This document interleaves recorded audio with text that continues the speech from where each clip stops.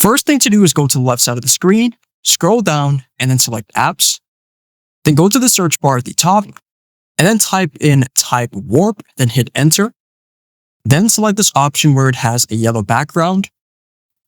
Go to the bottom and then select Open. So in the text section, here you can enter in the specific word that you want to use. I will use Canva Studio. Then in the font section, you can choose specific fonts to match your design. I will use Alpha Slab 1, and you can also change the color if you go to the right side here. Now under Shape, this is where you can change the shape of the specific text. So the different shapes here include different angles that you can use in your specific design to give it a unique look. Then if you scroll down, you're going to see a section where it says Rise. If you increase the Rise section, you'll notice that the text gets bigger at the end, so it gradually increases in height and size.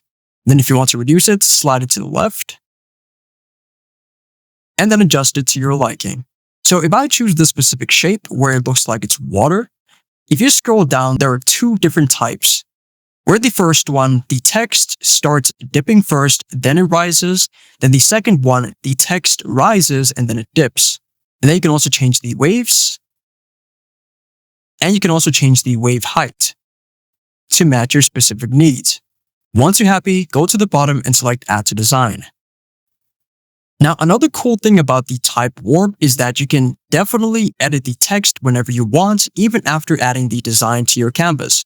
So you're simply going to select the text and then go to Edit. Then here you can change the text again, change the font, the type, and so on. Once you're done, select Update Elements, and what you notice is that the text will be updated. And there you go.